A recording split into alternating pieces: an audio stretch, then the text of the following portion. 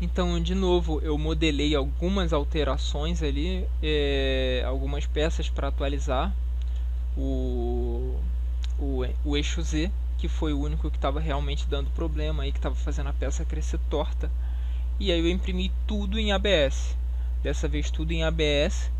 E essas peças aí, inclusive, são as que eu estou usando até hoje. Tô gravando esse vídeo, eu tô gravando esse áudio aqui em julho de 2023, mas essas alterações foram feitas em 2022, em março, abril de 2022.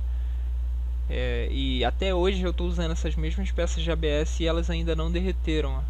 As impressões continuam com a mesma qualidade mesmo um ano depois. Isso mostra que realmente o ABS não empenou com o passar do tempo. Eu fiz uma alteração também ali na forma como é ajustado o eixo Z, aquele bracinho em formato de L que eu fiz para ajustar o Z máximo. Ele era horrível, ele quebrava fácil, ele era difícil de parafusar. Quando você parafusava, ele rodava um pouquinho e já ajustava errado a altura. Então eu fiz esse outro sistema aí que lembra mais as impressoras comerciais. É um parafuso que você consegue parafusar e ele bate ali no end stop, que é o sistema que eu uso até hoje. E ele funciona muito bem. E para poder não ter problemas agora de filamento tampando o espaço onde vai correr a haste metálica, eu modelei de uma forma um pouco diferente, onde eu imprimi em 3 peças ali, né, como vocês podem ver.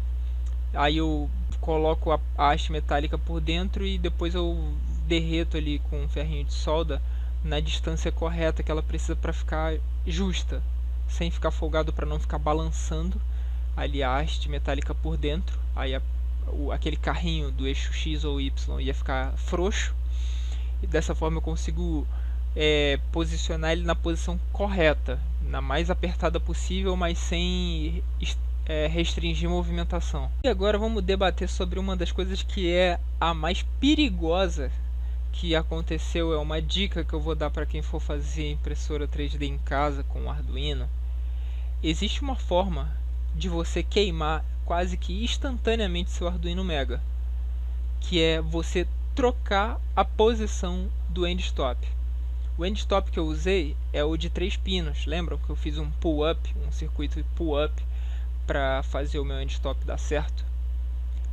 Então, o end stop, o pino dele são 3 furinhos, onde você são 3 pinos fêmeas, onde você pluga em 3 pinos machos na shield da Ramps 1.4 do Arduino Mega.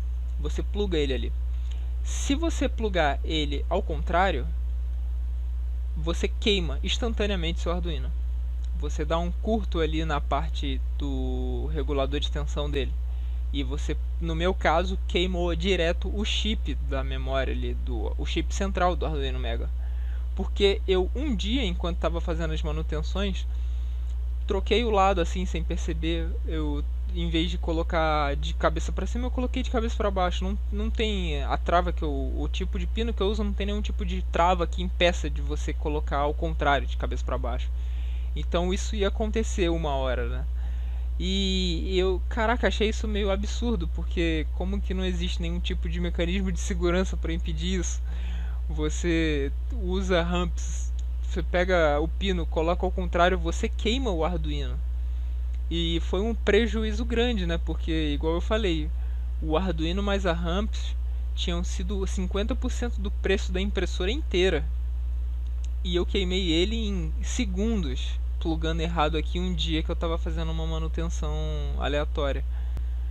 E aí, bom, eu tive que esperar, acho que foram quase 2 meses para conseguir juntar dinheiro de novo para comprar outro Arduino Mega. A sorte que a Ramps não queimou, nenhum dos drivers queimou, só realmente queimou o Arduino, queimou o regulador de tensão dele e o chip central. O regulador de tensão começou a mandar 12 volts direto para o chip central, que usa 5. O Arduino usa 5 volts. Quando você alimenta ele com 12, ele passa por um regulador de tensão que derruba os 12 volts para 5 volts. Quando esse regulador queimou, ele começou a mandar 12 volts direto, sem diminuir. E queimou na hora o Arduino. Então eu, depois de algum tempo, consegui comprar esse Arduino novo aqui.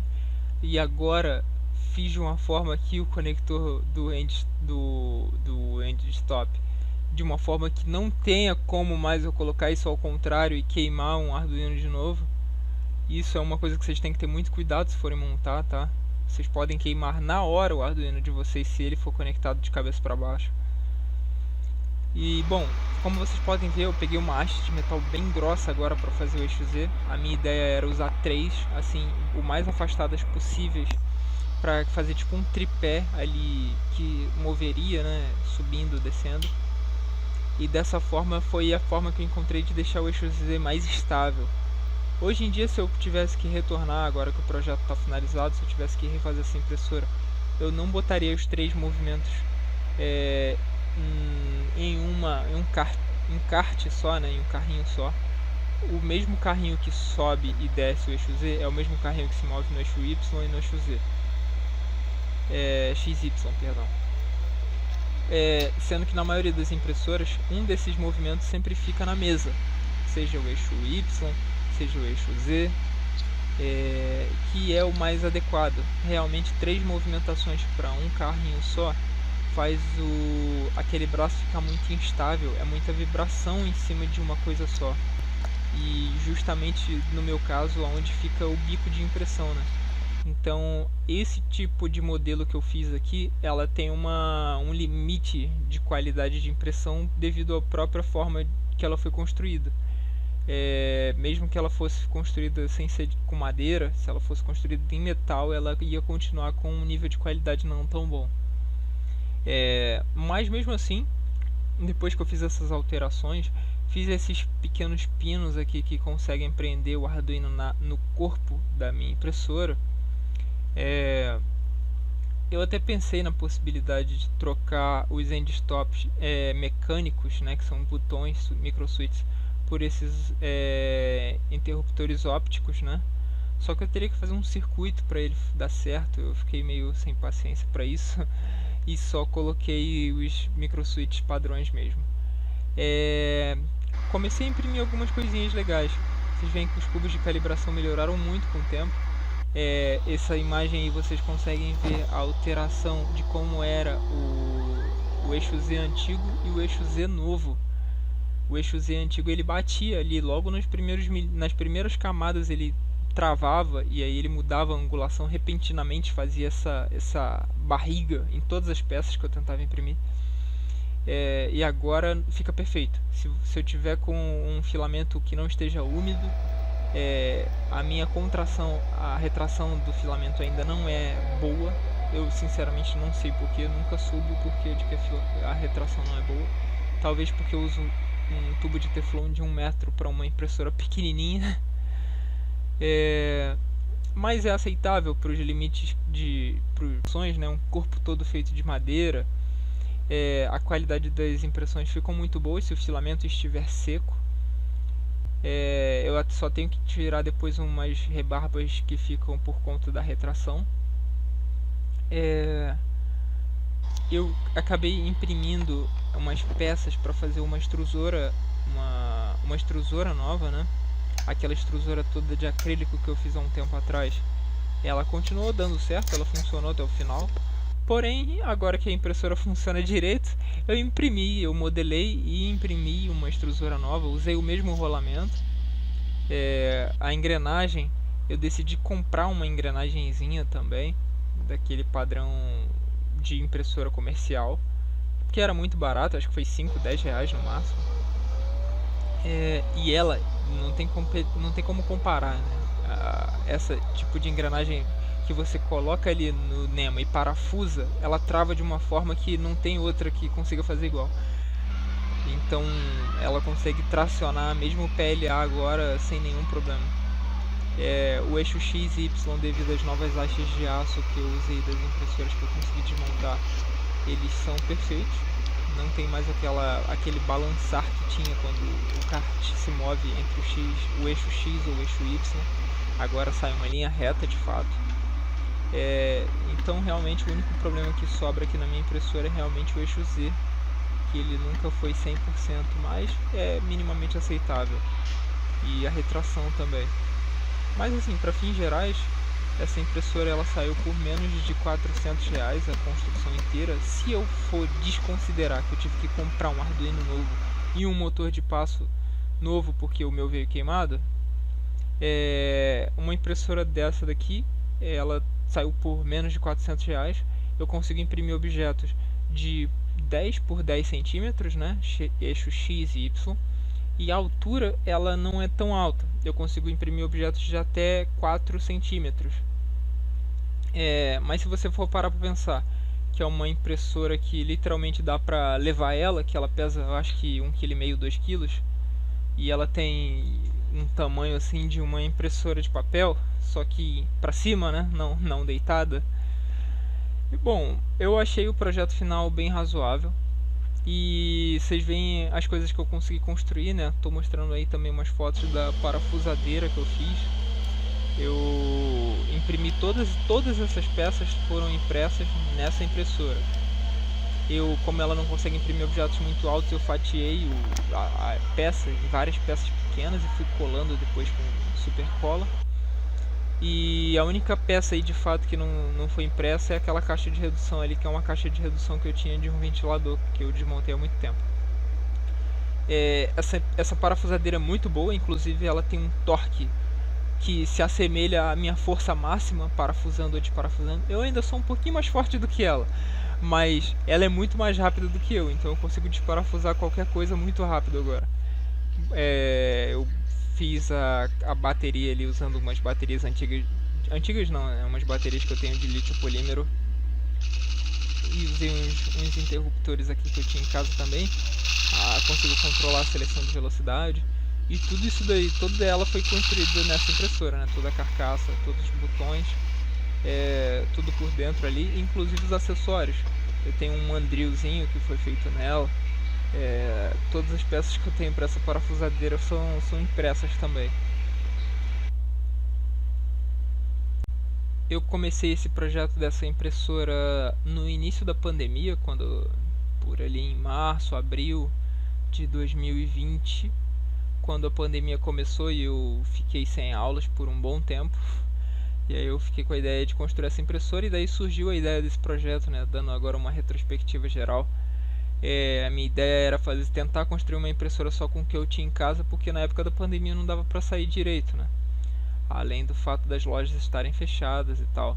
Então eu tentei construir o máximo de peças que eu pude aqui em casa. Eu já tinha esses vídeos gravados, mas eu não tinha gravado a parte dos áudios. Deixei para gravar a parte dos áudios agora no final. E acaba que atrasou muito, né? Ela já estava em pleno funcionamento em 2022, na metade de 2022. Mas devido à falta de tempo, pela faculdade e tal, eu acabei não conseguindo postar os vídeos que eu tô devendo há muito tempo aqui no YouTube já. Mas agora fica uma retrospectiva geral aí da impressora. No total aqui tem essa tabela aí de quanto que eu gastei e de tudo que eu consegui fazer com essa impressora até hoje. Eu inclusive tô, enquanto falo com vocês aqui, olhando para a futura V2 dela, né? A Sem Limites V2. Que vai ser feita com cano de PVC e com dimensões bem maiores, né? A mesa de impressão dela vai ter o tamanho de uma mesa de impressão de uma Ender 3, 220 cm por 220 cm. E o eixo Z dela vai ser ajustável. Vou poder... No início eu estou pensando em fazer uma mesa só com 20 cm de altura de peça, né? Mas pode ser estendido aí para pelo menos uns 40 centímetros. E ela é toda com cano de PVC, e a maioria das peças eu estou imprimindo nessa impressora aqui. Tô multiplicando uma impressora, estou fazendo uma impressora com outra. E bom, eu vou postar umas fotos aí agora dessa impressora que eu estou fazendo, né? Diferente dessa daqui, da Sem Limites V1, que eu fui modelando e em tempo real fui aparecendo os problemas e eu fui tentando resolver e tentando fazer dar certo. Essa V2 aqui eu modelei ela inteiro antes, para tentar prever todos os possíveis problemas mecânicos que poderiam aparecer. Então todas as peças já foram previamente modeladas, já foram previamente testadas aqui no simulador de física, e tá tudo dando certo. Então a ideia agora é só tirar ela do computador aqui, né? E construir ela de fato. Eu já tenho o cubo já está pronto. É, e a maioria das peças da parte superior aqui eu estou fazendo ainda. E bom, eu vou usar o mesmo hot end que eu uso na pequena, mas eu comprei outro, né? Não vou canibalizar uma para construir a outra não. Eu comprei um outro Arduino, comprei outra Ramps, e os motores de passo eu comprei outros Nemas, inclusive um Nema de 4 quilos agora que vai ficar ou para extrusora ou para um dos eixos aí que precisar de mais torque. E bom, talvez no futuro eu poste aqui como é que ficou a Sem Limites V2 agora com os conhecimentos que eu não tinha quando eu estava construindo essa primeira. E todas as tentativas e erros aí que eu tive que descobrir na raça e como é que o que vale ou não a pena fazer e o que vale ou não a pena comprar. Bom, então é isso, pessoal. Obrigado por terem assistido aí a série de vídeos de compilado. Se tiverem dúvidas, podem mandar aí nos comentários. A gente discute aí qual é a melhor forma de, se vocês quiserem de fato tentar fazer uma impressora dessas. É meio loucura, confesso que eu não sei se eu teria pilha para fazer uma outra dessa não. É muito cansativo construir alguma coisa do zero. Sinceramente, apesar dela ser muito mais barata, as dores de cabeça são proporcionalmente maiores também. Então você tem que ter muita, não diria nem tempo livre, porque eu já não tenho, né? Eu usava o final de semana para fazer ela. Mas você tem que ter muito saco para fazer isso daqui. Bom, então é isso. E sei lá, daqui a 1 milhão de anos aí eu apareço postando outra criação minha aí. Valeu, pessoal.